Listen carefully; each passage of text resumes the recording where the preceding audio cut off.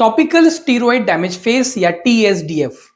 अगर आप अपने चेहरे के ऊपर कोई फेयरनेस क्रीम लगा रहे हैं, गोरा होने की ट्यूब लगा रहे हैं, दांत खाज खुजली के लिए कोई ट्यूब यूज कर रहे हैं या मुहासों के लिए, तो अगर आपके चेहरे पे जलन हो रही है, खुजली हो रही है, रेडनेस आ गई है, बाल निकलने शुरू हो गए हैं, बहुत ज्यादा स्किन ड्राई लग रहा है, तो ये टॉपिकल स्टीरॉयड डैमेज फेस हो सकता है, यानी कि गलत दवा का साइड इफेक्ट। अगर आप ऐसा कुछ भी यूज कर रहे हैं और आपको ऐसे सिम्टम्स आ रहे हैं तो ये वीडियो आपके लिए है, पूरा वीडियो जरूर देखिए। नमस्कार, मेरा नाम है डॉक्टर सुनील कुमार राणा और आज मेरा विषय है टॉपिकल स्टीरॉयड डैमेज फेस या TSDF। अब हम बात करते हैं कि ये होता क्या है, स्टीरॉयड होते क्या हैं, जो टॉपिकल स्टीरॉयड के बारे में हम बात कर रहे हैं। तो टॉपिकल स्टीरॉयड एक किस्म के कॉर्टिकोस्टीरॉइड्स होते हैं। ये बहुत पोटेंट ड्रग होती है, बहुत एफिशिएंट ड्रग होती है, लेकिन अगर आपको डॉक्टर प्रिस्क्राइब करे तो, अगर आप केमिस्ट के हिसाब से ले रहे हैं या अपने युक्ति के हिसाब से ले रहे हैं या फ्रेंड सर्कल के रिकमेंडेशन से ले रहे हैं, तो ये बैकफायर यानी नुकसान भी कर सकता है। ये काम कैसे करता है? ये एक एंटी इन्फ्लेमेटरी ड्रग होती है, यानी कि शरीर में अगर सूजन आ रही है, इन्फ्लेमेशन दिख रही है, रेडनेस है, इरिटेशन है, खुजली हो रही है, तो ये उसमें बहुत अच्छा रिजल्ट आपको देती है। तो त्वरित इंप्रूवमेंट देने के लिए, आपको इमीडिएट रिजल्ट देने के लिए इसका यूज करना आवश्यक हो जाता है, चाहे वो टॉपिकल है चाहे वो ओरल के फॉर्म में दिया जाता है। ये एक नेचुरल जो हार्मोन होता है, जो एड्रेनलिन ग्लैंड बनाता है, उसी को मिमिक करता है। तो ये अगर डॉक्टर दे रहा है तो अच्छे से आपको बीमारी को देख के दिया जाता है। जो ये टॉपिकल स्टेरॉइड होते हैं, ये माइल्ड भी होते हैं, मॉडरेट भी होते हैं, पोटेंट एंड सुपर पोटेंट, यानी कि काफी स्ट्रॉन्ग भी हो सकते हैं, बहुत लाइट भी हो सकते हैं। तो पेशेंट की कंडीशन के हिसाब से हम इसमें इसकी पोटेंसी डिसाइड करके आपको प्रिस्क्राइब करते हैं, टॉपिकल फॉर्म में या ओरल के फॉर्म में।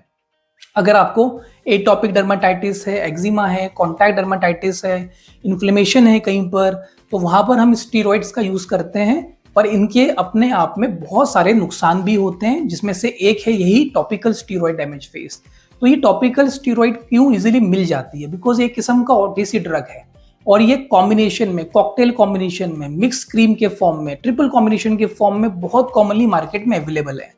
चाहे किसी को फंगस हो रहा है वो इसका यूज कर रहा है, किसी को खुजली जलन है उसके लिए यूज कर रहा है, गोरा होने के लिए इस क्रीम का यूज कर रहे हैं, जैसे कि बेटनोवेट C, बेटनोवेट N जैसी क्रीम्स आती हैं, कोबिटा क्लोबिटासोल के नाम से क्रीम्स आती हैं, ये पैंड्रम, स्किन शाइन, स्किन लाइट, ऐसी क्रीम है।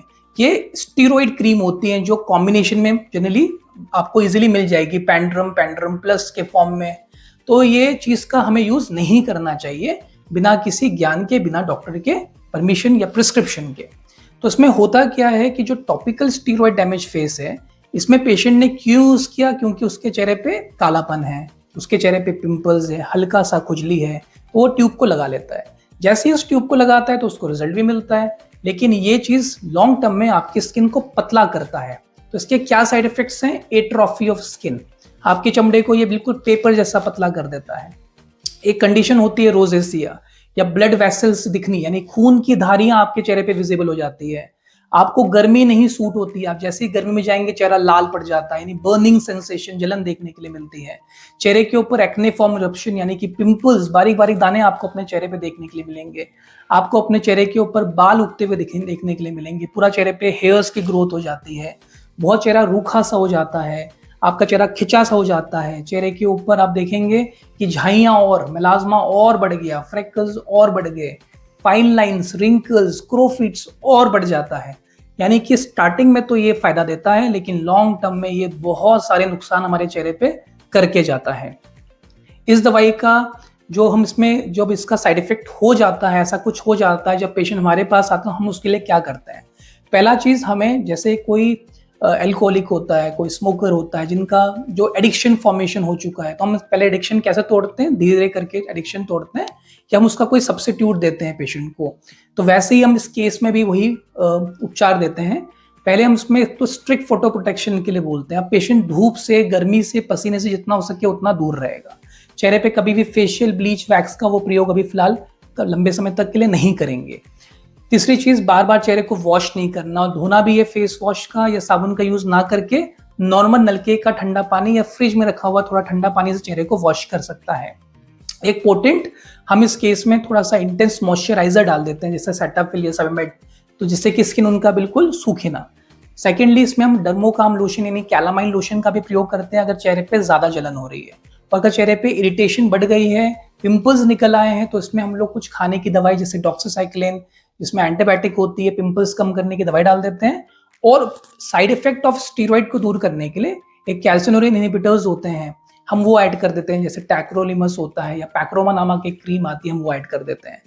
इससे आपका लगभग 21 दिन के अंदर अंदर जो सारे साइड इफेक्ट्स हैं वो कम हो जाते हैं। और आप जो चेहरे के ऊपर झाइयाँ आपको दिखती हैं, फिर उसके लिए हम लोग सनस्क्रीन, उसके लिए हम लोग कोजिक एसिड जैसी कुछ ट्यूब्स, डीपिगमेंटिंग क्रीम्स आपको ऐड कर देते हैं।